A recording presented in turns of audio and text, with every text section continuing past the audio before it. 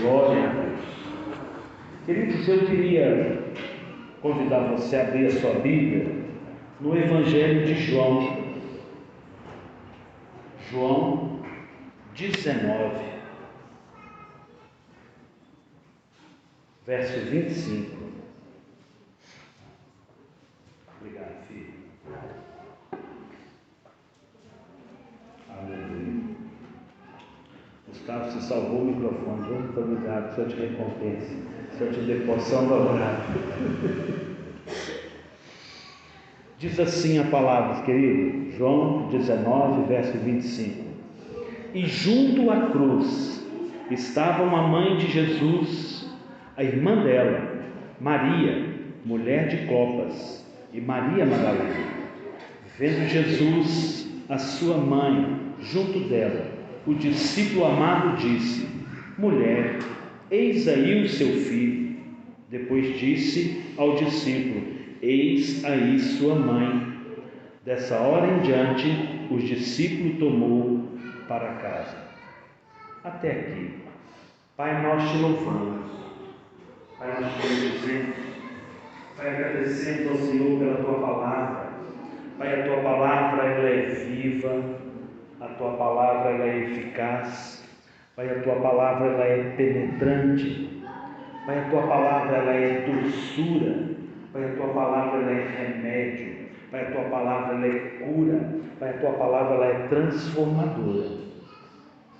Pai, que o teu Espírito Santo, Pai, que somente o teu Espírito Santo seja sobre cada um aqui neste lugar.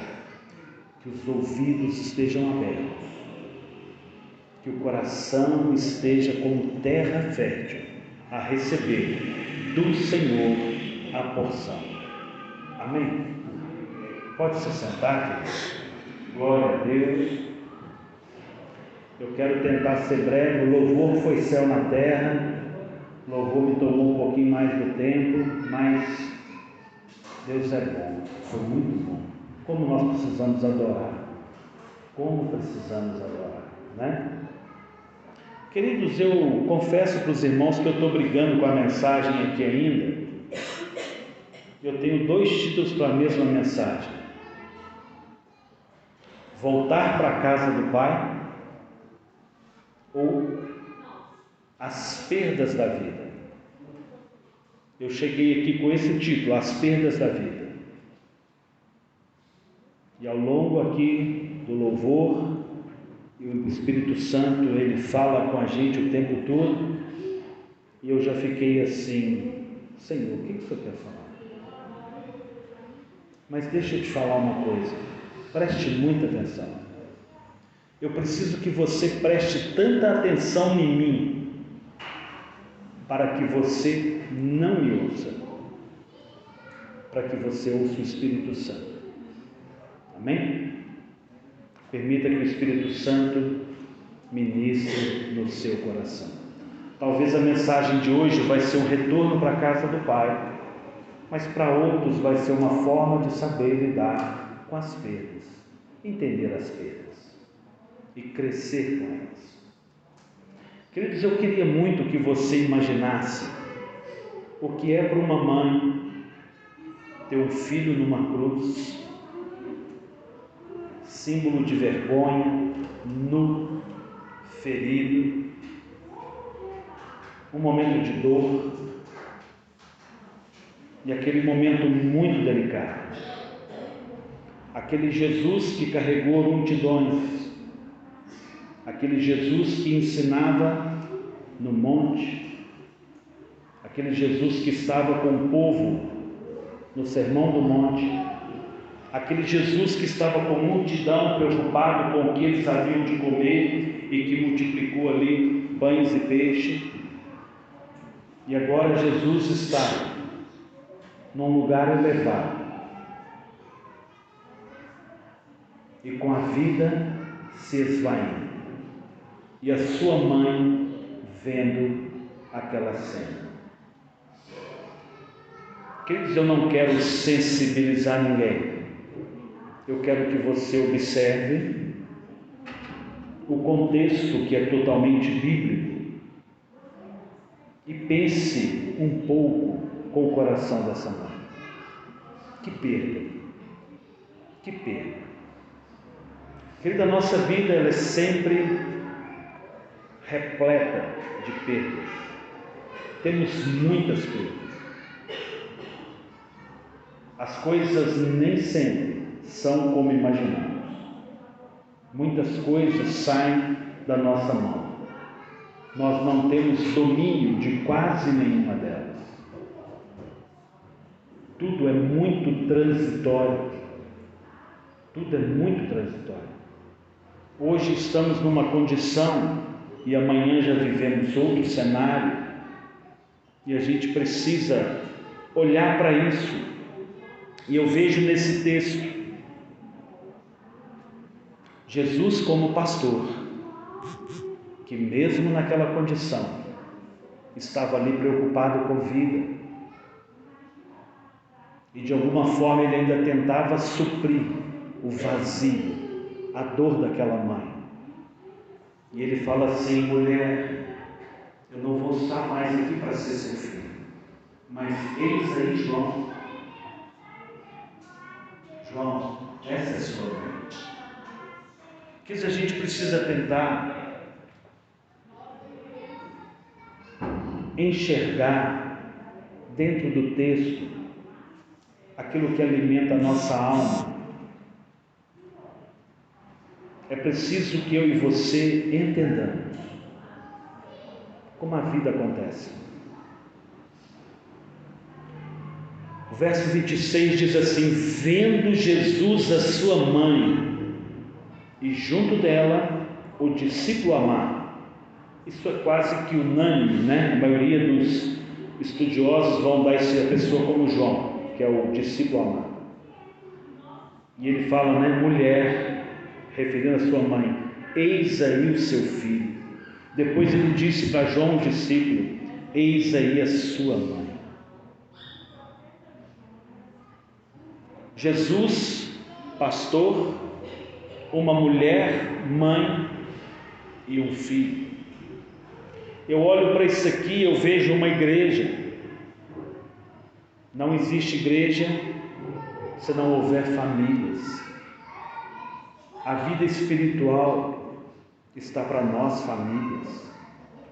Precisa arder no nosso coração essa questão da família. Por um outro lado, cadê a multidão? Cadê as pessoas que andavam com Jesus? Quem estava aos pés da cruz? Quando você está nos seus desafios, nos seus momentos de perda, quem está com você? Quem vai estar com você a todo momento? Quem não abre mão de estar com você, de querer te amparar, de querer somar na sua vida? Você já parou para imaginar o valor que uma vida tem quando ela se importa com você? No meio da multidão há muitas coisas, no meio da multidão há muitas pessoas, muitos interesses,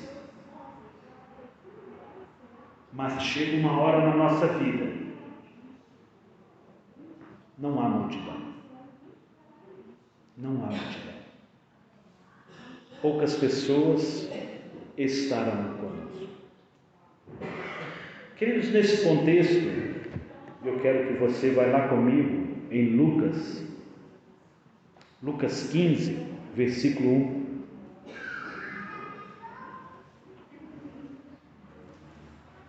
Um cenário de perda.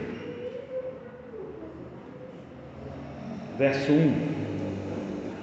Aproximavam-se de Jesus todos os publicanos e pecadores para o ouvir. Queridos, a igreja, ela é acolhedora. Sempre se achegou a Jesus todas as pessoas. Os fariseus e os escribas murmuravam dizendo: este recebe pecadores e come com eles. Então Jesus lhe contou essa parábola: qual de vocês é o homem que, possuindo 100 ovelhas e perdendo uma delas, não deixa no deserto as 99 e vai em busca da que se perdeu até encontrá-la?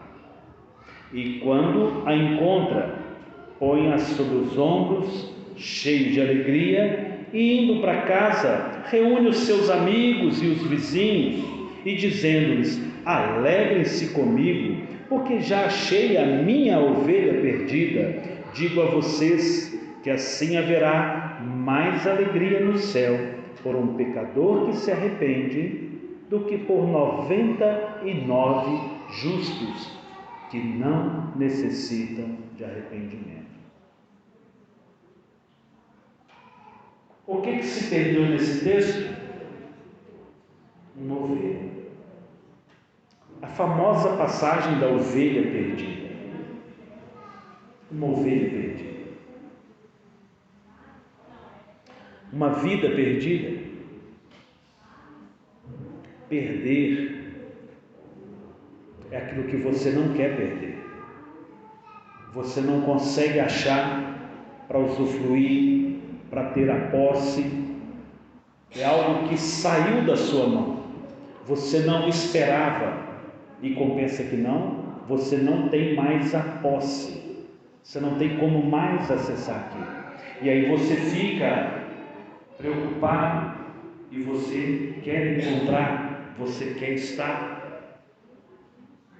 E aqui o texto é clássico ao dizer que é necessário deixar os outros, não é abandonar, e ir ao encontro deste para cuidar. Lá em Jesus na cruz, nós vimos um pastor, uma mulher mãe e um filho. E aqui Jesus nos ensina sobre a ovelha perdida, e ele está falando de um pastor, de um pastor que cuida, de um pastor que vai atrás, de um pastor que não quer perder ninguém. Parábola da dracma perdida ou da moeda de prata perdida, né? Está aí no verso 8, continua a leitura. Qual é a mulher que, tendo 10 moedas de prata perdendo uma delas, não acende a lamparina, varre a casa e procura com muito empenho até encontrá-la? E quando a encontra, reúne as amigas e vizinhas, dizendo: alegrem-se comigo, porque achei a dracma que tinha perdido. E aí Jesus explica: eu afirmo a vocês que mesma alegria existe diante dos anjos de Deus por um pecador que se arrepende. Jesus está falando de uma vida que foi perdida e foi encontrada, e aqui ele fala de alguém, de uma vida perdida que tem valor. E eu queria que você avaliasse que tanto que você procura a chave da sua casa quando você perde, que tanto você procura o seu celular quando você não sabe onde ele está e ele acabou a bateria, você liga para ele e ele não toca. Que tanto que você procura? A gente procura até achar. A gente procura até achar. Eu tenho que achar meu celular. Mas é engraçado que a multidão segue Jesus. A multidão vai atrás de Jesus. Mas de alguma forma, as pessoas param de procurar o Senhor. As pessoas não buscam como deveriam buscar. As pessoas não são intensas como deveriam ser.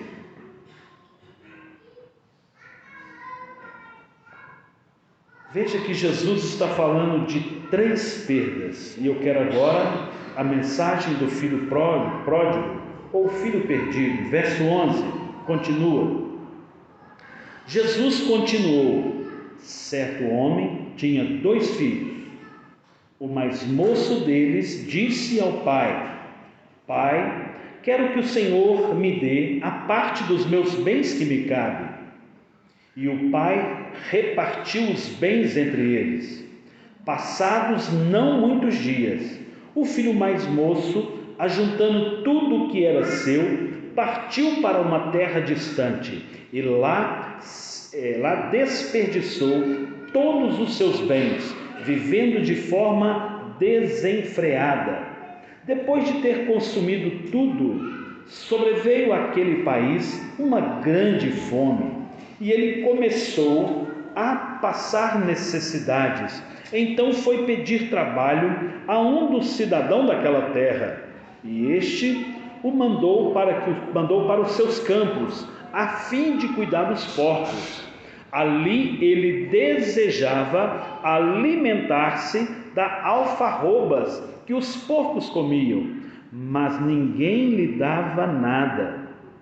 Então, caindo em si, disse: Quantos trabalhadores de meu pai têm pão com fartura, e eu aqui estou morrendo de fome. Vou me arrumar, voltar para o meu pai e lhe dizer: Pai, pequei contra Deus e diante do Senhor, já não sou digno de ser chamado de seu filho. Trate-me como um dos seus trabalhadores. E arrumando-se foi para o seu pai.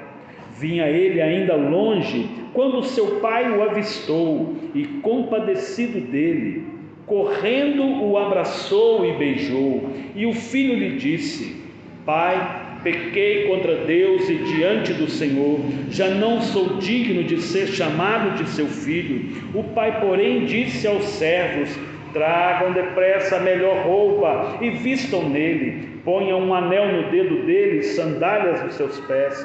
Tragam, matem um bezerro gordo, vamos comer e festejar, porque este meu filho estava morto e reviveu, estava perdido e foi achado. E começaram a festejar. Até aqui. Alguém estava perdido e foi encontrado. No coração do pai, o filho estava perdido. O filho nunca acha que está perdido, né? O filho nunca acha que está perdido. Os filhos sempre acham que sabe tudo, tem domínio de tudo, dão conta de tudo, e não dão conta.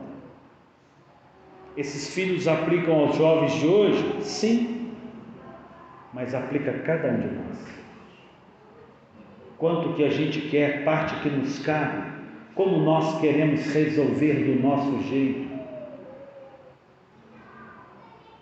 Eu não quero saber o que os outros pensam. Estou nem aí para o meu pai, estou nem aí para a minha estrutura familiar. Eu quero estar na galera, eu quero estar na multidão, mas a multidão abandona. Aquele jovem estava numa terra e ninguém lhe dava nada. Querido, o mundo pinta um quadro muito colorido, o mundo pinta um quadro de muitas oportunidades, até a realidade acontecer. E o que nós precisamos, e tem algo nesse texto que eu nunca esqueço, e aquele jovem caiu em si, aquele jovem parou para pensar, parou para refletir. Lá em Jesus na cruz nós tínhamos um pastor, uma mulher, mãe, um filho. Nessas 3 parábolas nós temos um pastor, uma mulher e um pai. Jesus traz aqui um desenho da igreja: pai, mãe, pastor, família, filho. E fica muito evidenciado a importância que Jesus dá à questão familiar, à estrutura familiar. Queridos, nós como famílias somos responsáveis por todo rebento, por todo fruto, por tudo aquilo que a nossa casa produz. E a palavra é clara que os filhos mal criados no sentido de não receberem carinho, não receber afeto, não receber a palavra, não receber instruções, não receber correções, não receber um direcionamento, vão trazer vergonha à sua mãe e luta para o seu pai. Isso é clássico. Jesus está nos mostrando aqui, eu queria que a gente abrisse a porta da sala, da casa desse pai, entrasse na casa dessa família.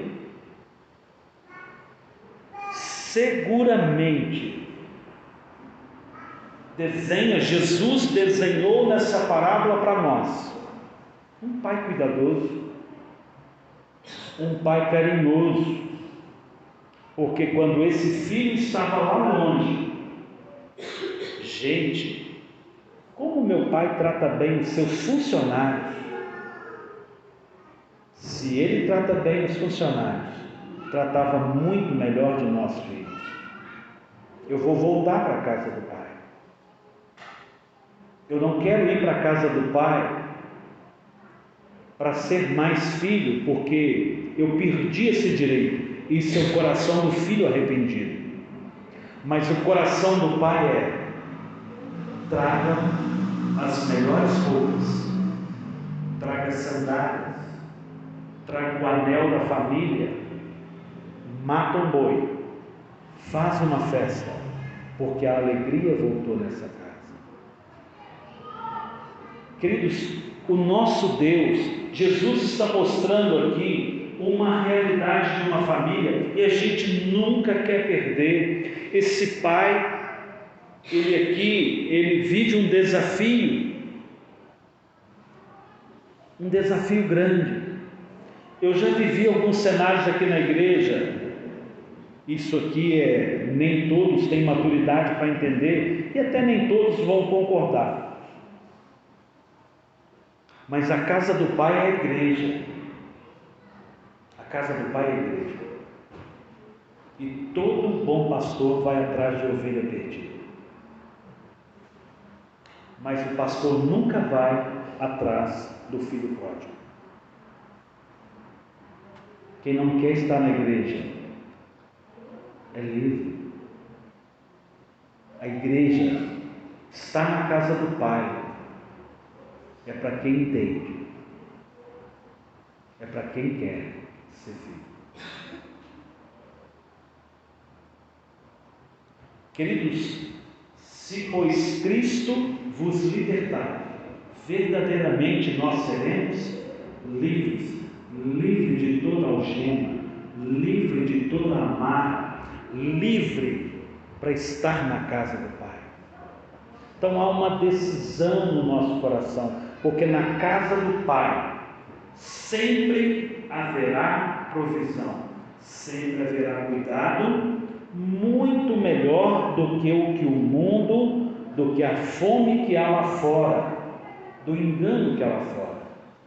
A gente consegue facilmente entender a vida desse jovem, que ele entrega dinheiro para os nossos filhos.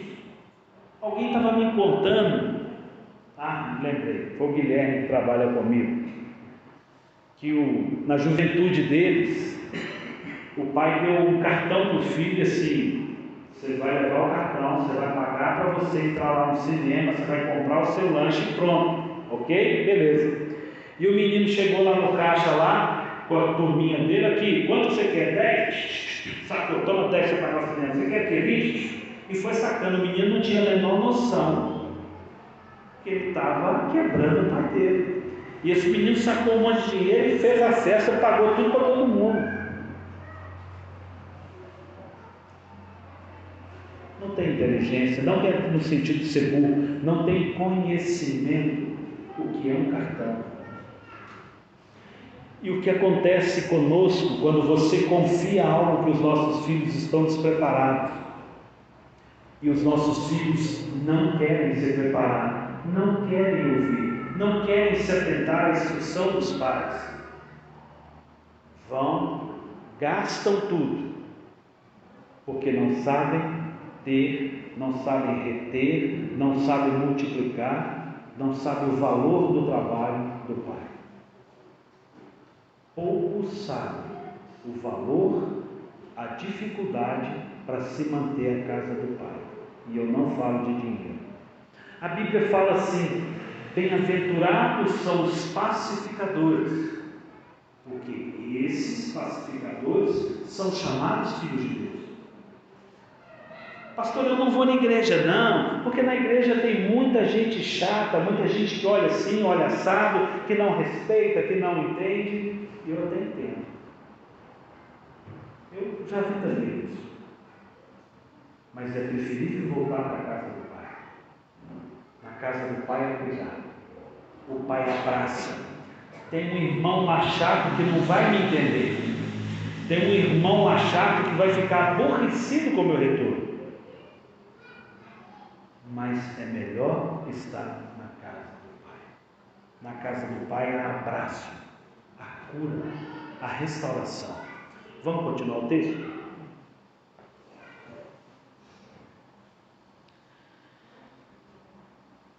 Vá. 22. O pai, porém, disse aos servos: tragam depressa melhor roupa, vistam ele, põem um anel no seu dedo, dê-lhe sandálias aos pés, tragam, matem um bezerro gordo, vamos comer e festejar, porque este meu filho estava morto e reviveu, estava perdido e foi achado, e começaram a festejar. Há uma história linda. Agora verso 25. Ora, o filho mais velho estava no campo.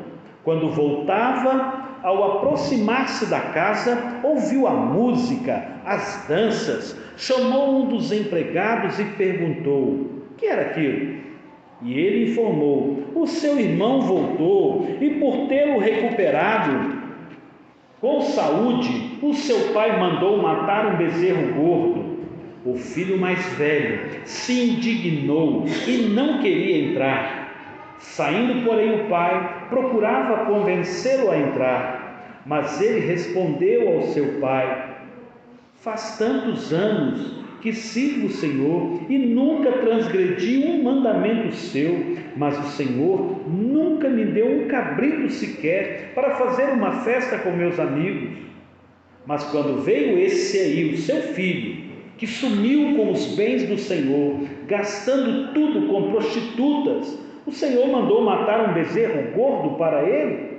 Então o pai respondeu: meu filho, você está sempre comigo, tudo que eu tenho é seu.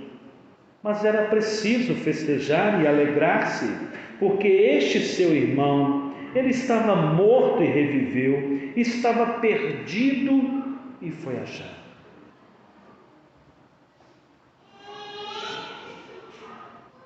Um pai, dois filhos, duas vidas tão diferentes. Queridos, quantas casas, quantas famílias,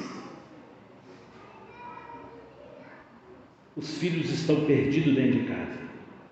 Essa história tem dois filhos perdidos. Um estava perdido dentro de casa e o outro estava perdido fora de casa. Um gastou dinheiro com as prostitutas, fez o que não devia. Outro não sabia usufruir da casa do pai. Não sabia ter prazer na casa do pai.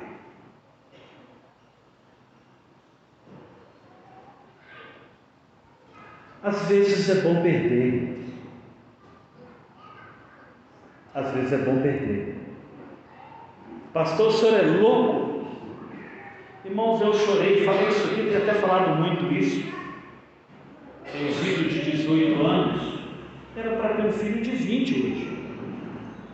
Não foi fácil perder o meu filho Rodrigo. Mas de alguma forma, que nem toda resposta eu tenho, foi bom perder. Primeiro, porque ele está no céu. Segundo, porque ele está com o Pai. Terceiro, porque de alguma forma eu me encontrei como um pai melhor. De alguma forma, algo dentro de mim, o Senhor trabalhou no meu coração para que eu crescesse, para que eu maturasse, para que eu me reencontrasse, para que eu enxergasse Deus de uma outra forma. Imagina alguém temente a Deus, um filho que estava na casa do pai,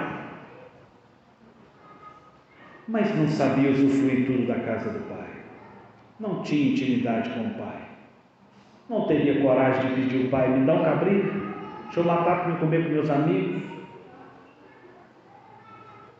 E há perdas, há situações, sempre haverá coisa na sua história que vai depender de você chorar ou se reencontrar, chorar ou se reconstruir. A vontade do Senhor, ela é boa, ela é perfeita e ela é agradável. A minha vontade, coitado de mim, coitado de eu, minha vontade não serve para nada. Queridos, aqui nós temos então essa família, e eu gosto desse filho, e eu preguei isso aqui outro dia no culto das mães, e o título da mensagem, quem lembra? Acho que você nunca mais vai esquecer.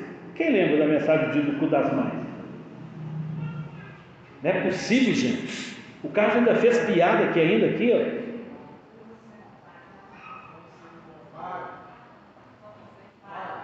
Ser pai. O Zé está anotado lá no caderno dele, vocês deram colher de chá para ele aí. O Zé anota o culto inteiro, você devia fazer o mesmo. No dia das mães eu trouxe uma mensagem de ser pai. E foi uma mensagem tremenda. Está aí no nosso YouTube, depois você assiste, quem não viu. Queridos, esse filho, ele olha para si e fala assim: eu preciso voltar para a casa do pai. Quando você não sabe a importância de voltar para a casa do pai, o valor que é estar na casa do pai, de alguma forma, você não entendeu, você não sabe o que é a casa do pai.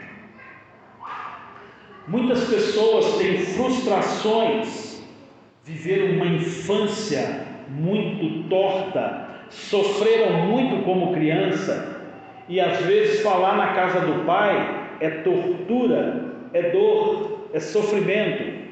Então quando fala: não quero ir para a casa do meu pai, casei por isso, saí de casa por causa disso, mas provavelmente você vive um casamento ruim, porque você casou da maneira errada. Você está tentando construir uma coisa da sua forma, ao seu jeito, e não ao jeito do Senhor. Não existe uma vida espiritual madura. Um abismo chama outro abismo, que chama outro abismo. Uma atitude certa, uma decisão certa, produz transformação, produz graça, produz favor do Senhor. Então, quando a gente volta, se reconstrói no Senhor, há perdão, há restauração, tudo se faz novo. Tudo se faz novo. A gente precisa pensar de que forma está a nossa casa. Essa casa, ela transita. Quando temos filhos de 5 anos, como é fácil dominá-los? Filhos de 10 anos, muito fácil. Filhos de 12, sangue de Jesus. Filho de 13, Maranata, ora vem, Senhor Jesus. Filho de 14, Jesus Cristo tem poder. Filho de 15, sangue de Jesus. Senhor, o que eu preciso fazer? Quando faz 18, meu Deus do céu, casa logo. Irmãos, a vida é um desafio. E a gente precisa saber olhar para dentro da nossa casa, não perder os nossos filhos. Filhos, quem sempre vai estar com você na hora da cruz é a sua mamãe e seu papai. Pastor, se eu estou enganado, minha mãe não vai ser mesmo. Sempre é um pai que espera. Eu coloco uma mãe aqui com certeza. Sempre há um pai e uma mãe que espera o retorno de um filho, uma volta de um filho. Tem uns que vai para os Estados Unidos, né, irmã? Que dor, misericórdia, inimaginável. Como que a irmã Detinha um dia ia pensar isso? Os filhos tudo nos Estados Unidos e ela aqui. A gente não tem domínio. Sempre quem vai ficar conosco,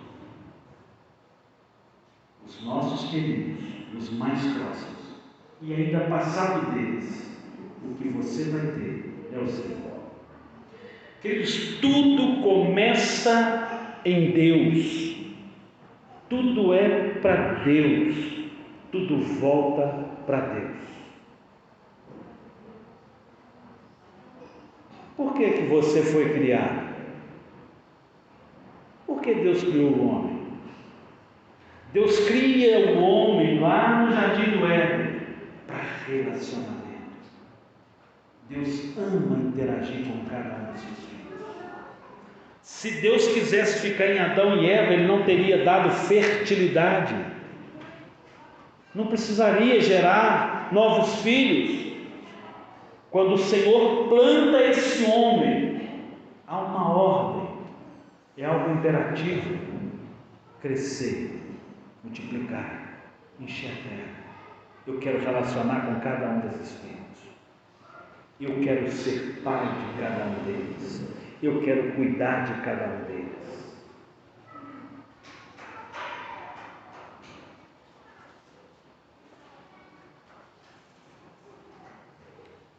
Há filhos aqui que fugiram da casa do pai. Quando eu falo filhos, filhos e filhas, há pessoas aqui perdidas. O Pai espera você. Pastor, mas eu tenho sofrido, eu tenho vivido uma luta. O bom pastor, Jesus, ele vai atrás da ovelha perdida. Aquele que não quer estar na casa do Pai, aquele que não quer compartilhar das coisas do Pai, só quer usufruir das coisas do Pai, esse Deus não vai atrás. A Bíblia vai falar de várias maneiras, há um livre-arbítrio para cada um de nós. Cada um de nós é livre para estar ou não na presença do Senhor. Mas aqui há algo muito poderoso. Quando o pai recebe esse filho, há algo tremendo. Coloque novas roupas nesse filho. Não dá para viver sujo do mundo. Não dá para você estar como você estava no mundo. E há algo mais, meu filho. Presta atenção aqui, que isso é muito espiritual. É preciso colocar no seu dedo algo que revela uma identidade. Você não vai estar na minha casa para viver do seu jeito. Você vai estar na minha casa e você vai carregar um anel. Todos vão ver que você é meu filho. Porque podemos andar lá fora, pecar lá fora, fazer de tudo errado, mas para estar na casa do Pai, há uma identidade, há vestes novas, há transformação, há santificação. E há chinelos, traga uma sandália. Por quê? Porque família anda junto. Não tem jeito de andarmos separados. Esse filho precisa estar calçado. É preciso de unidade. É preciso ser um. Irmãos, hora nenhuma esse pai foi atrás desse filho. Hora nenhuma esse pai colocou algum jugo ao seu filho. Esse homem era um homem próspero, tinha empregados. Pai, eu quero a metade que é minha, eu quero a minha parte, eu vou para o mundo, eu quero viver do meu jeito. E o pai entrega, porque o pai, irmãos, ele, esse coração, ele sabia que não ia dar, ele não sabia que o filho ia voltar, não, mas ele sabia que o filho queria ir embora. O pai conhece o coração do filho. E eu falei isso aqui no culto dos pais. O pai precisa conhecer o coração do filho. Nós precisamos conhecer o cheiro dos nossos filhos. Cada coisa que os nossos filhos passam e vivem, nós precisamos saber como está o coração dos nossos filhos. Coisa triste quando a gente é surpreendido dentro da nossa casa. Tem um filho perdido. Tem um filho que não sabe viver o favor do pai.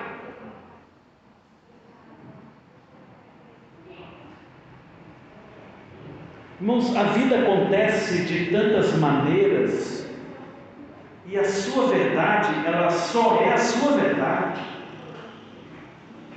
Eu quero dar um exemplo aqui meu. Mamãe não está aqui, a mamãe vai lembrar muito bem, nós já conversamos muito disso. E é tão legal a história que quando eu falo assim que eu era pobre, que lá em casa, quando abria a geladeira, tinha um queijo, uma garrafa d'água. Aí tem gente que fala assim, tinha geladeira? Uau, você era rico, hein? A história tem vários jeitos. Mas na minha pobreza, entre aspas, geralmente não tinha muita fartura. E ali, minha mãe está aqui me assistindo, está de olho em mim. Eu não posso falar mentira. E a mamãe, sempre com muita habilidade na cozinha, a mamãe fazia um bolo com meio ovo. Não é? 2 bolos, né? Ela fazia 2 bolos, fazia meio com um e meio com outro. Então minha mãe fazia um negócio lá, um mingau de fubá doce com queijo. Naquele tempo era gostoso demais. E outra hora ela fazia farofa de farinha de mandioca com queijo e açúcar. E eu olhava para aquilo e eu falava, sangue de Jesus, só tem isso para comer? Deus me livre. Mas olha que engraçado como que nós somos dentro de casa. Meu irmão mais velho ama, mãe, faz aquela farofa doce com queijo para nós. Eu olho e falo, nunca mais eu como isso em nome de Jesus. Para mim foi trauma. Pergunta se você quer comer um mingau doce. Deus me livre. Quer não. Como que nós somos diferentes, criados na mesma condição, no mesmo carinho, na mesma estrutura familiar, e duas opiniões diferentes, 2 gostos diferentes, 2 formas diferentes de ver.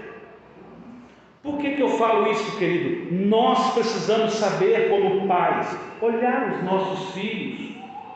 Tem alguém perdido? Alguém se perdeu? E precisamos olhar como filhos. Não falta cuidado do pai. Quando a minha mãe servia farofa com queijo e açúcar, não era falta de amor para comer, era para ler no cardápio. Agora, por que depois de velha que eu fui falar assim, mas nunca gostei daquilo? O erro está no pai ou está na gente que não soube dialogar? Ou na mãe também que não soube falar assim, você gosta, filhinho? Então, não há certo ou errado.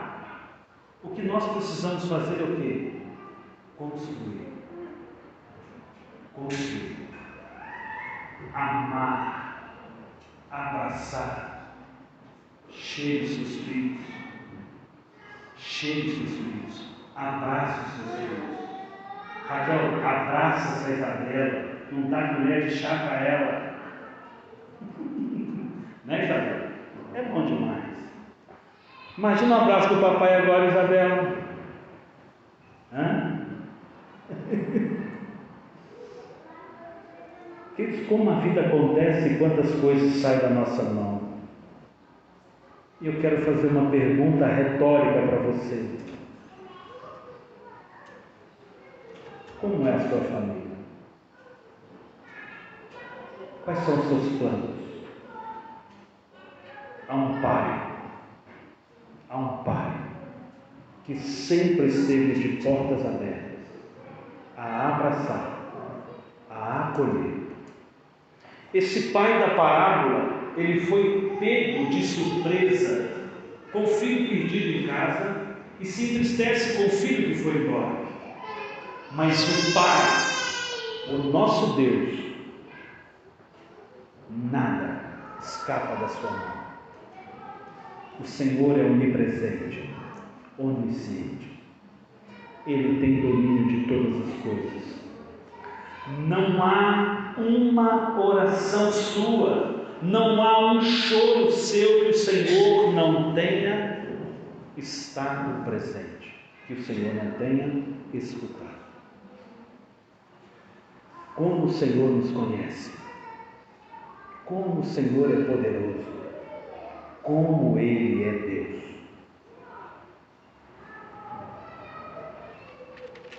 Queridos, perdem pessoas, uns perdem dinheiro, uns perdem a família inteira.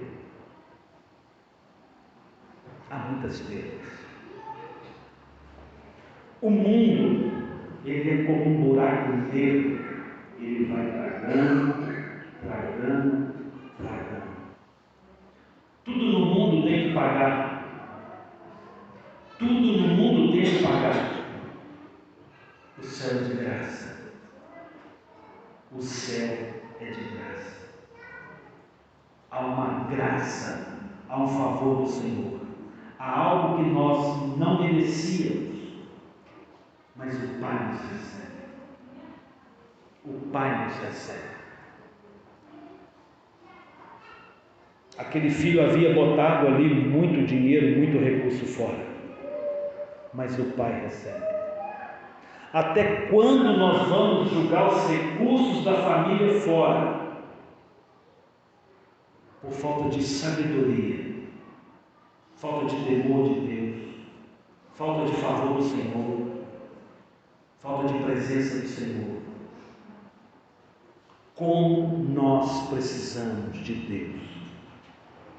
Na hora que você está nas suas lutas, na hora que você está apertado, sem recurso, Deus está sempre disponível e Ele quer fazer experiência e renovo na sua vida e na sua casa.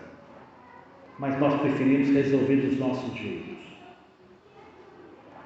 E eu falei aqui essa noite, uma dívida chama outra dívida, que chama outra dívida. Um abismo chama um abismo, que chama outro abismo. Um pecado chama outro pecado, que chama outro pecado. Mas na casa do Senhor, uma decisão, uma conversão, um coração aberto, muda tudo, transforma.